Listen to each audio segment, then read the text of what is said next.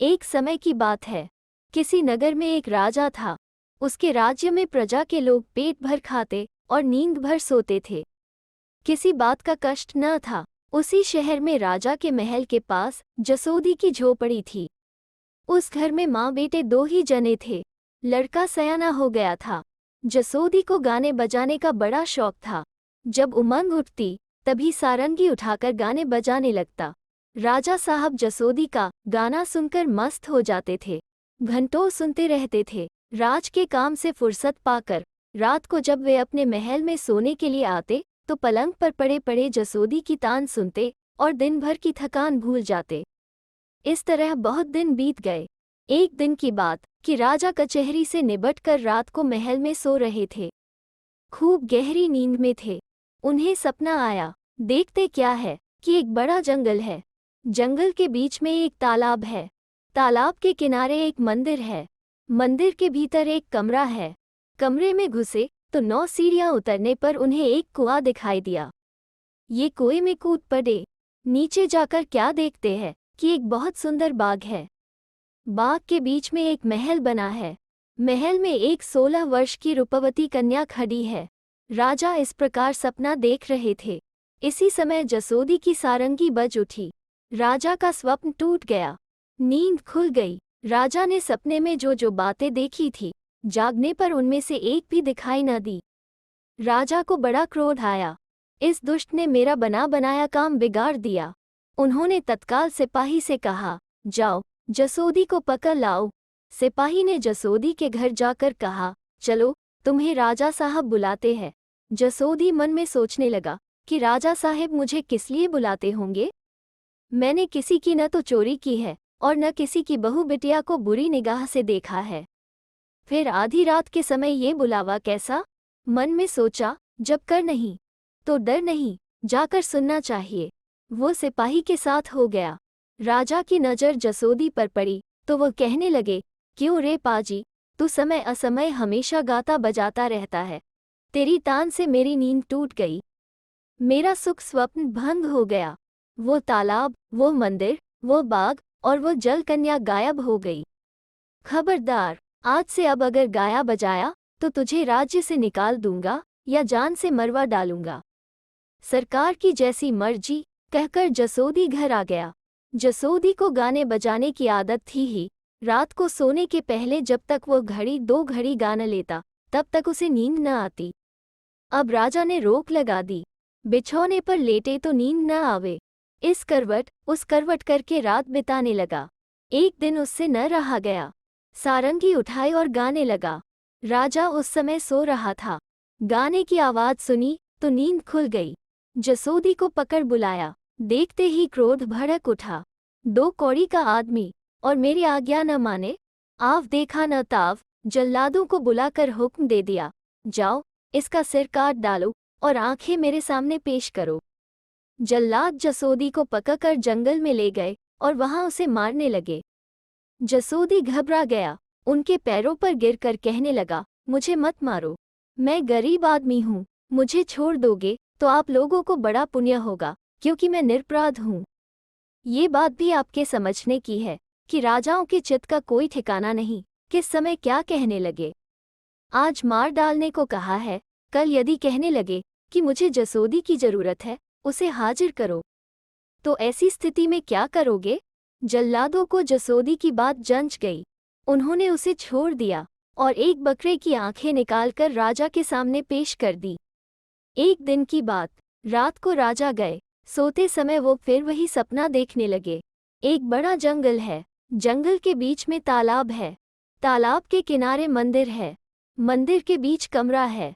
कमरे की राह से 9 सीढ़ियां उतरने पर एक कुआं दिखा। बाग के बीच एक महल बना था। महल में एक 16 वर्ष की सुंदरी लड़की खड़ी थी। उन्होंने देखा, उस लड़की के साथ मेरा विवाह हो गया है। स्वप्न पूरा हो गया। नींद खुल गई। जागने पर देखा तो कहीं कुछ नहीं है। राजा मन में विचार करने लगा कि मैंने जसोदी को व्यर्थ मरवा डाला। ये सोचकर वो उस दिन से उदास रहने लगा। खाना पीना कुछ भी अच्छा न लगता था। अब जसोदी का किस्सा सुनिए। जल्लादों के हाथ से छूटा तो वो जान बचाकर भागा। भागते भागते संध्या समय जंगल के बीच उसी तालाब के किनारे पहुंचा जिसे राजा ने सपने में देखा था। जसोदी ने सोचा, कुछ दिन यही छिपकर रहना चाहिए। एकांत जगह है, यदि राजा को मेरा पता चल गया तो वो मुझे मरवा डालेगा। रात हुई, तब वो तालाब के किनारे के एक पेड़ पर चढ़ गया। अंधेरा बढ़ने लगा, डर के मारे डाल से चिपट कर रह गया। आधी रात के समय चंद्रमा निकला, सब तरफ उजाला फैल गया। इतने में वह देखता क्या है कि एक 16 बरस की बहुत रूपवती कन्या तालाब पर आई। स्नान करके मंदिर गई, देवता की पूजा की और 7 मुट्ठी आटा चाकर कमरे के मार्ग से वापस चली गई। उसके साथ एक कुत्ता आया था। वो चाया हुआ आटा खाने लगा, खाकर उसी मार्ग से वह भी चला गया। जसोदी यह हाल नित्य प्रति देखता था। एक दिन जब जल कन्या मंदिर में आटा चाकर चली गई, तब जसोदी हिम्मत करके नीचे उतरा और मंदिर में जाकर आटा समेट लाया। आसपास से लकड़ी बीनकर उसने रोटियां बनाई। वो सोचने लगा कि हाथ मुंह धोकर भोजन करना चाहिए। उधर कुत्ता मन में सोच रहा था कि यह आटा रोज मैं खाता था, आज इसने आकर मेरा हक छीन लिया। जसोदी तालाब पर हाथ मुंह धोने गया। इधर अवसर पाकर कुत्ता सब रोटियां लेकर भाग गया। जसोदी तालाब से लौटा तो देखता है कि कुत्ता सारी रोटियां लिए भागा जा रहा है। वो दौड़ा, कुत्ता कमरे के मार्ग से जाकर कुएं में कूद पड़ा।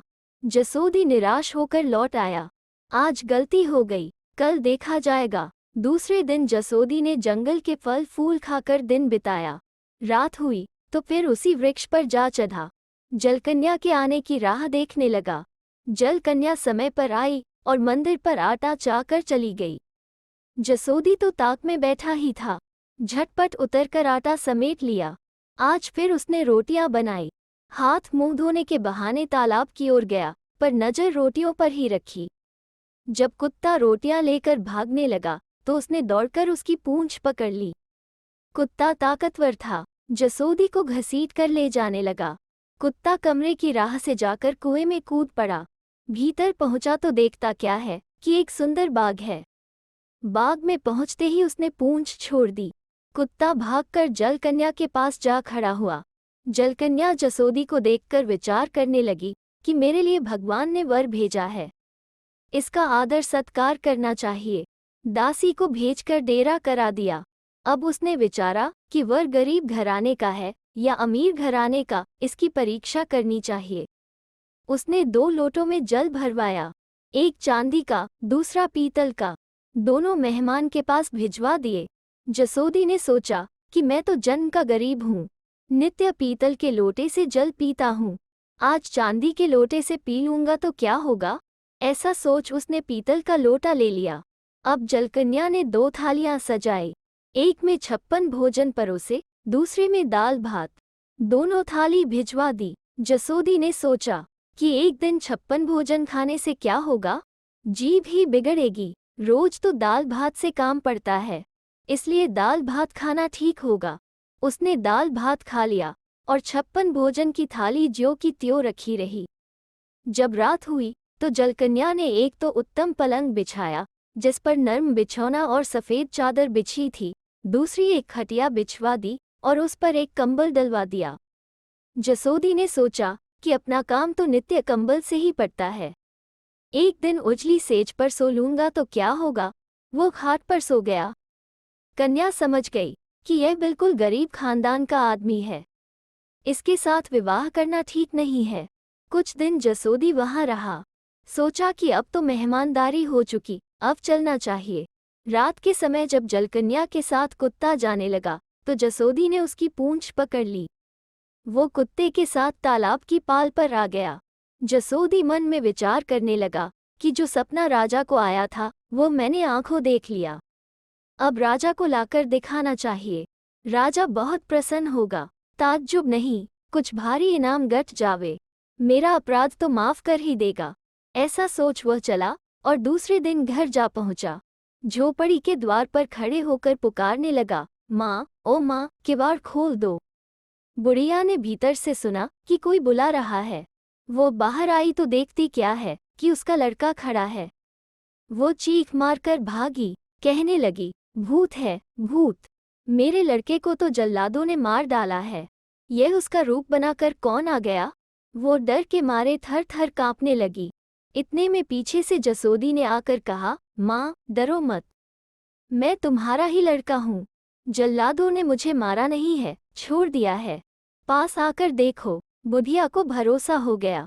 लड़के को पाकर उसकी खुशी का पार न रहा। रात हुई, खूंटी पर सारंगी टंगी देखी तो उसका मन हुआया। वो सारंगी लेकर बजाने लगा।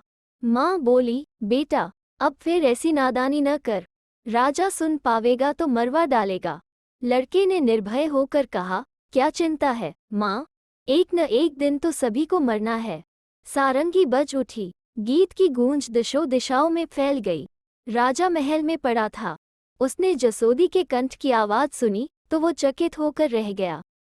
आवाज तो बिल्कुल जसोदी जैसी है। राजा ने हुक्म दिया, इस गाने वाले को पकड़ लाओ। सिपाही ने जसोदी को पकड़कर राजा के सामने खड़ा कर दिया। राजा की नज़र जसोदी पर पड़ी तो वो भौचक्का सा रह गया। बोला, अरे, तू कहाँ से आ गया? क्या तुझे जल्लादों ने मारा नहीं है? जसोदी ने उत्तर दिया, महाराज, आप ही के काम के लिए कुछ दिनों की मोहलत मांग ली है। एक जरूरी काम से आपके पास आया हूँ। आपकी आज्ञा हो तो सुनाऊं? राजा बोला, सुनाओ। जसोदी कहने लगा, महाराज, आपने जो कुछ सपने में देखा था वो मैं अपनी आंखों देख आया हूँ। आप मेरे साथ चलने की कृपा करें। मैं आपको प्रत्यक्ष आपकी आंखों से दिखा दूंगा। जसोदी की बात सुनकर राजा खुशी से उछल पड़ा। बोला, सच कहता है? जसोदी ने जवाब दिया, सच कहता हूँ महाराज, सच। चनकट का क्या उधार? सवेरे हमारे साथ चलिए और अपनी आंखों से देख लीजिए।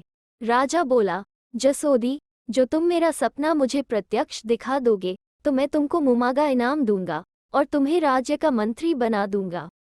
राजा की बात सुनकर जसोदी की बाछें खिल गई। वो बोला, महाराज, अब मैं घर जाता हूँ। सवेरे अवश्य ही चलिए। सवेरा होते ही राजा ने 2 घोड़े तैयार करवाए। एक पर राजा बैठा, दूसरे पर जसोदी। दोनों चले। चलते चलते दिनडले तालाब के किनारे जा पहुँचे। घोड़े कुछ दूर एक पेड़ से बांध दिए। दाना पानी दे दिया। तालाब के किनारे बैठकर दोनों ने खाया पिया और संध्या होते ही दोनों पेड़ पर चढ़ गए। जब कुछ रात बीत गई तब राजा पूछने लगा, वो कब आती है? जसोदी ने उत्तर दिया, बस महाराज, थोड़ी देर में आने ही वाली है। कुछ समय और यहाँ वहाँ की बातों में बीत गया। इतने में पेचनों की झनकार सुनाई दी। जसोदी बोला, महाराज, होशियार हो जाइए, जलकन्या आ रही है। राजा ध्यानपूर्वक देखने लगा। जलकन्या अपने रूप का प्रकाश फैलाती हुई तालाब के पार पर आ खड़ी हुई। देखते ही राजा को मूर्छा आ गई। कुछ समय में जब सावधान हुआ तो कहने लगा, बस बस यही है। इसी को मैंने सपने में देखा था। कैसी भली लगती है। क्यों जसोदी, तुमने उसे नजदीक से तो देखा होगा? जसोदी बोला, महाराज, आतुर मत होइए, धीरज रखिए, कल सवेरे आप उसे नजदीक से देख सकेंगे।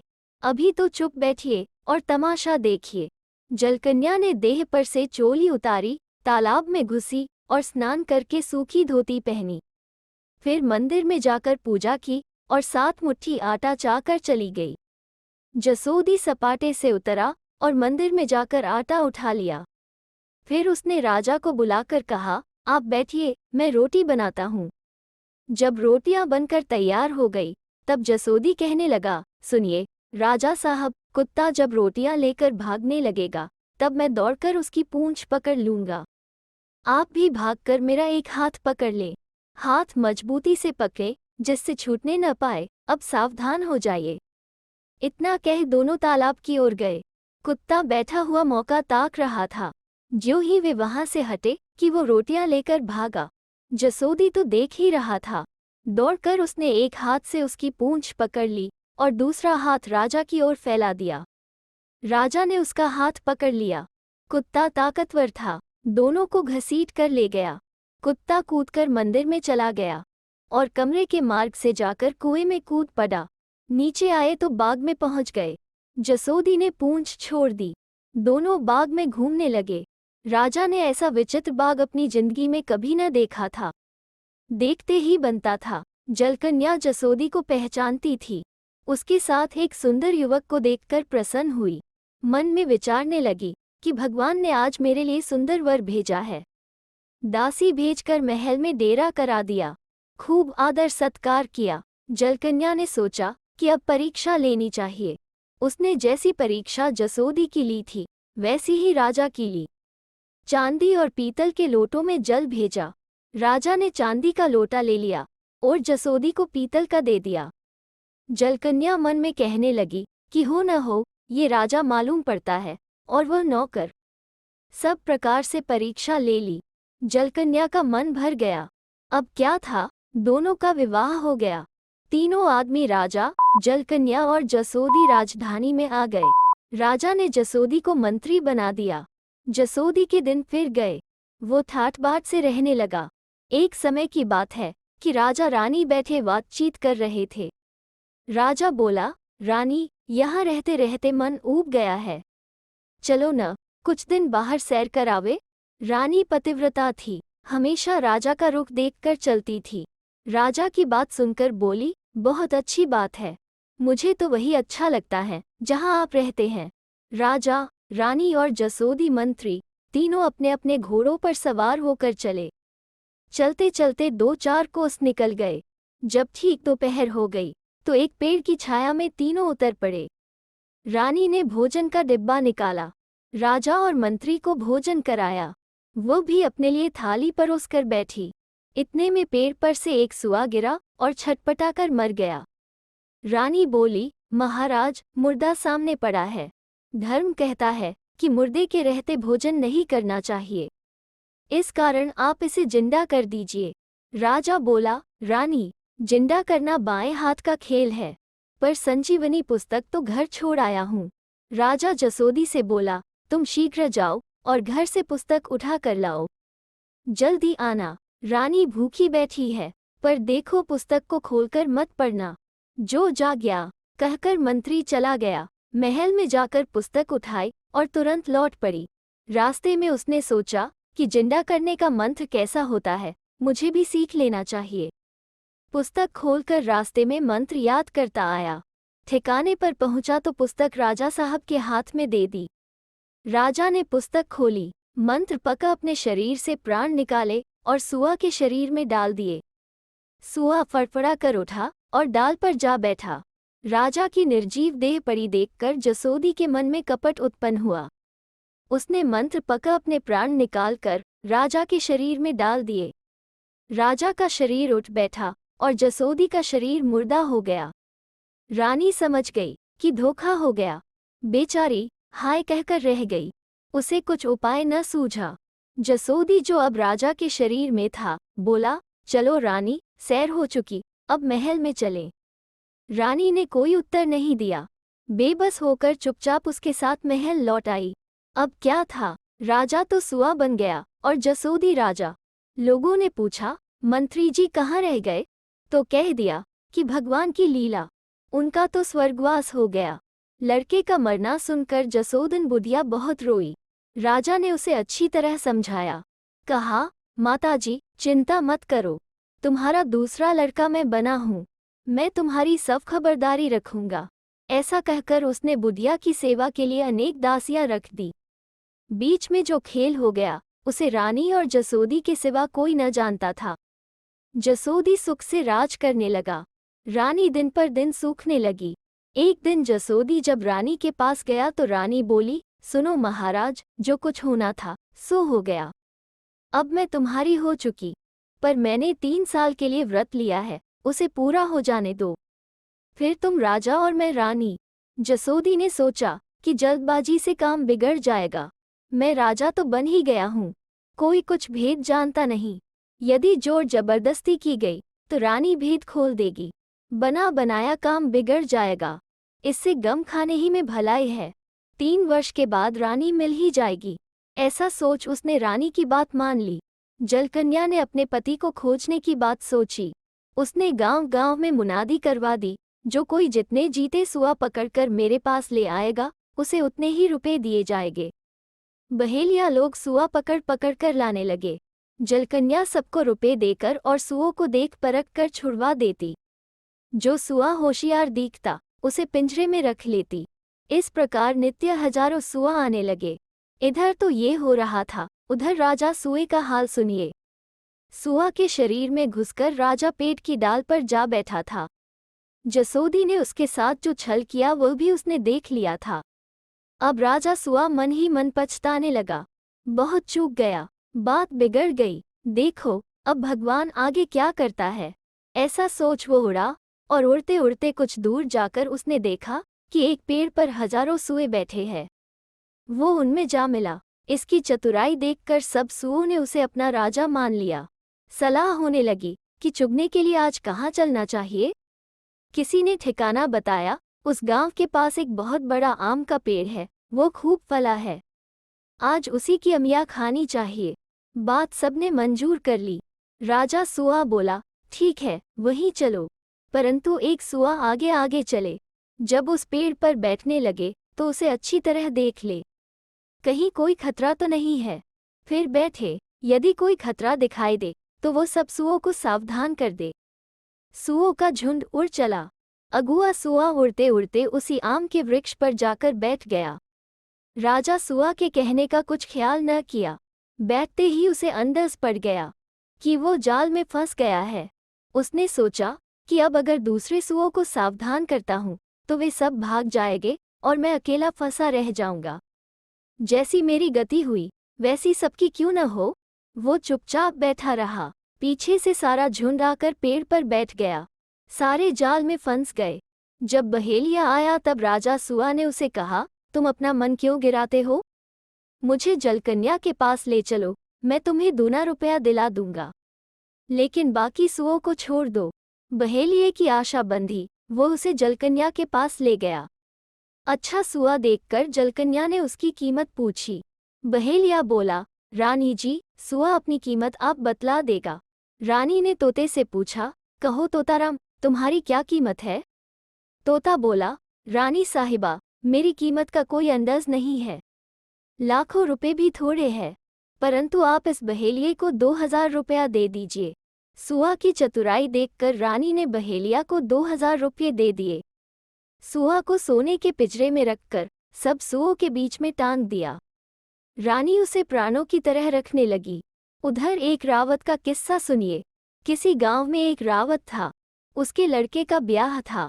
बारात जा रही थी। दूल्हा म्याने में बैठा था। बारात चली जा रही थी। चलते चलते रास्ते में एक नदी मिली। दूल्हा को निबटने के लिए जाना था। उसने म्यानी रुकवा लिया और लोटा लेकर मैदान को चला गया। उस नदी के किनारे एक पीपल का पेड़ था। उस पेड़ पर एक प्रेत रहता था। उसने दूल्हा को मैदान में जाते देखा तो वो दूल्हा का रूप बनाकर म्याने में जा बैठा। कहारों से कहा, म्याना ले चलो। कहार चलने लगे। इतने में दूल्हा हाथ मुंह धोकर आया तो देखता क्या है कि म्याना जा रहा है। उसने कहारों को पुकारा, मुझे छोड़कर म्याना कहाँ ले जा रहे हो? म्याना रुक गया। दूल्हा दौड़कर उसके पास पहुंचा तो देखता क्या है कि ठीक उसी के रंग रूप का एक दूसरा दूल्हा म्याने में बैठा है। उसने हल्ला मचाया। बराती और दूल्हा का बाप सब जुड़ आए। एक ही तरह के 2 दूल्हे देखकर सब हैरत में पड़ गए। असली दूल्हा कौन है कुछ निश्चय न कर सके। आखिर सब लोग उनको लेकर राजा के पास पहुंचे। एक सूरत के दोनों दूल्हे देख राजा भी कुछ निश्चय न कर सका। दोनों अपने को रावत का लड़का बतलाते थे। वे निराश होकर लौटने लगे। ये देखकर तोताराम रानी से बोला, सुनो रानी साहिबा, राजा को रैयत के झगड़े सुलझाना चाहिए। जो राजा झगड़े न सुलझा सके वो कहाँ का राजा है। इस बदनामी से तो मर जाना अच्छा है। तुम्हारी आज्ञा हो तो मैं इस झगड़े को सुलझा दूं। रानी बोली, नेकी और पूछ पूछ, इससे अच्छी और क्या बात होगी। तुम झगड़ा सुलझा दो, राजा की इज्जत रह जाएगी। फरियादी फिर बुलाए गए। राजा सुआ का पिंजरा कचहरी में टांगा गया। राजा सुआ ने दोनों दूल्हों को बुलाकर पहले अच्छी तरह उन्हें देखा, फिर कहा, सुनो भैया, मैं इंसाफ करता हूँ। तुम कान खोलकर अच्छी तरह सुनना। तुम दोनों में से जो करवे की 7 टोंटी में से निकल जाएगा वही रावत का लटका है। जो निकल सकता हो वो आगे आ जावे। प्रेत प्रसन्न होकर झट पिंजरे के पास पहुंच गया। कहने लगा, 7 तो 7, मैं 27 टोंटी में से निकल सकता हूँ। आज्ञा दी जाए। सुआ बोला, ठीक, मालूम होता है कि तुम ही रावत के लड़के हो। एक काम करो, तुम कुम्हार के घर जाकर 7 टोंटी का एक करवा ले आओ। प्रेत करवा लेने चला गया। इधर सुआ ने रावत को बुलाकर कहा, सुनो रावत, ये प्रेत है जो करवा लेने गया है। जब वो करवा लेकर आवे और टोंटी में से निकलने लगे, तब तुम हर टोंटी में गोबर भरते जाना। 7वीं टोटी से जब वो करवे में घुसे तो तुम उसमें भी गोबर भर देना। भूत करवे में कैद हो जाएगा। प्रेत करवा लेकर आ गया। सुआ बोला, अब तुम एक एक टोंटी में से करवे में घुसो। प्रेत पहली टोंटी में से घुसा और दूसरी में से निकल आया। रावत ने पहली टोटी गोबर लगाकर बंद कर दी। इस प्रकार वो 6 टोंटियों में से निकलकर जब 7वीं में घुसा तो रावत ने उसमें भी गोबर भर दिया। सब टोंटी बंद हो गई, कहीं से निकलने का रास्ता न रहा। प्रेत करवे में कैद हो गया। सुआ बोला, रावत जी, तुम्हारा लड़का तुम्हारे सामने खड़ा है, अब इसको ले जाओ और खुशी से विवाह करो। ये करवा भी लेते जाओ, इसे बाहर गांव घूरे में गहरा गाड़ते जाना। रावत और बराती तोताराम की जय जयकार बोलते हुए चले गए। राजा सुआ की बुद्धि देखकर रानी को पूरा भरोसा हो गया कि यही मेरे पति है। रानी अफसर की ताक में रहने लगी। रानी ने बहुतेरे सुए पाल रखे थे। अपने भोजन के पहले वो आंगन में भात का ढेर लगाकर सब सुओं को पिंजरों से छोड़ देती थी। सुए भात के दाने बीन बीन खाते थे। राजा सुआ का पिंजरा वो अपनी थाली के पास रखती थी। पहले उसे दूध भात खिला देती थी, बाद में आप खाती थी। यह उसका नित्य का नियम था। एक दिन की बात कि सब पक्षी आंगन में किलोल करते हुए चुग रहे थे। इतने में कहीं से एक बिल्ली आ गई और उसने एक सुआ को धर पकड़ा। उसकी गर्दन दबा दी। सुआ मर गया। राजा वहीं पास बैठे थे। सुआ को मरा हुआ देखकर रानी बोली, महाराज, मुर्दा सामने पड़ा है, मैं भोजन कैसे करूं? सुआ को जिंदा कर दो। राजा बोला, रानी, ये तो मेरे बाएं हाथ का खेल है, अभी जिलाए देता हूँ। ऐसा कह उसने राजा की देह से अपने प्राण निकालकर सुए की देह में डाल दिए। सुआ जी उठा। मौका देखा तो राजा सुआ ने भी अपने प्राण सुआ की देह से निकालकर राजा की देह में डाल दिए। अब क्या था, राजा फिर राजा हो गया और जसोदी सुआ बन गया। राजा ने झपटकर सुए को पकड़ लिया और उसे एक पिंजरे में बंद कर दिया। रानी की खुशी का आज ठिकाना न था। खोया हुआ पति उसे फिर मिल गया। खूब आनंद मंगल मनाया गया। राजा ने आज जसोदी की बेईमानी सब लोगों को कह सुनाई। सब कहने लगे कि ऐसे पापी को तो तुरंत मार डालना चाहिए। सुए की गर्दन मरोड़ दी गई। जसोदी मर गया। जलकन्या और राजा दोनों आनंद से रहने लगे। जैसे बिछड़े वे मिले वैसे ही सब मिले। किस्सा पूरा हो गया।